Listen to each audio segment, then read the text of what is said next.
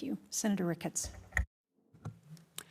Secretary, as the leaders were meeting in Washington for the NATO summit, the People's Republic of China and Belarus were holding military exercises just a few miles from the Polish border. And I might note Belarus is the newest member of the Shanghai Cooperation Organization as well. This signals not only increased cooperation between the PRC and Belarus, but also China's increased ambition militarily in Europe. And since 2015, the PRC and Russia have had joint naval exercises both in the Mediterranean and in the Baltic Seas. The PRC is using dual-use activities and partnering with Russia to expand its military presence and capabilities in the Arctic region. In fact, now it's declaring itself an Arctic power. What is this China participation in these exercises so close to NATO's border during the NATO summit signal about its military ambitions in and around Europe? I think for the interpreting China's perception of this, I might send you back to Deputy Secretary Campbell, who has a lot more insight to that than I do. So I'll get back to you with an answer on that. But what I will say is it was the most counterproductive thing China could do if it was attempting to say to our European partners that China poses no threat. So China's entire strategy coming out of COVID was to separate the U.S. from our European partners. And with actions like that, it has told them that China is an active threat. So it makes it much easier for us now to advance issues like trusted vendors, like making sure critical infrastructure is free from surveillance and from illegally subsidized goods.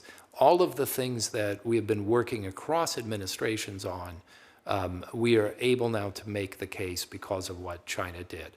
What possessed them to think this was a real show of strength, I think, is something I'll get back to you with an answer on. I don't want to speculate. Well, I also want to build on that just a little bit as well with regard to these military exercises. Was this something that is reducing Russia's sphere of influence in Europe, or is this something that Putin and Xi coordinated as part of their no limits partnership? I mean, is this something that was planned? How do you assess that? I don't know what discussions they had on this, and we'll get back to you on that. I think it's hard to imagine that if President Xi wanted to assert his power in Europe or assert a new capability, that seems an odd thing to do over the objections or to the surprise of President Putin. But why don't we'll get you something more. Okay. What about Belarus's entrance into the SCO? What are the implications for that? Yeah, it's a suggestion that Belarus wants to be part of this bloc that is not moving away from Russia. I think part of our effort with Belarus is to make clear, remember just a few years ago, the people of Belarus opposed the stolen election and went out in the hundreds of thousands, and there are 1,500 political prisoners left whom we try to get out of prison regularly. There is a very active democracy movement in exile with, we think, a legitimate president, and we strongly support their efforts to prepare Belarus for the day when it, like Ukraine has, turns against this Russian effort to create an eastward-looking bloc. President Erdogan recently said Turkey was interested in joining the SCO. What would that mean for a NATO ally to join that, and what can we do to discourage that?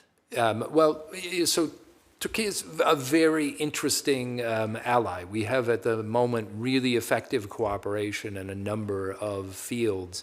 And a move like that would be very difficult to accept. So I don't know what he had in mind, if there was some element of it. We haven't seen a serious sign, at least expressed to us, and we've been very clear that sharing the kinds of information that NATO allies have to share with each other is incompatible with the belonging to some other group. The same thing with Turkey. Its primary trading partner is Europe. That's 70% of its trade. It's in a customs union with Europe. So joining a trading group that looks another direction is incompatible with the undertakings it's already made. And I think I don't know if that was just a rhetorical slip or more, but it's not something that would be easy to tolerate. So by your comments, though, I take it we have been engaging with President Erdogan with regard to the things you just covered about why that would be unacceptable for a NATO ally. We speak with Turkey often on a lot of subjects, and I think in the last months we've been very effective in having discussions even about issues where we disagree, and I'm encouraged by the direction of the partnership. So a step like that is one that would be hard to reconcile with where we're headed. Great. Thank you very much.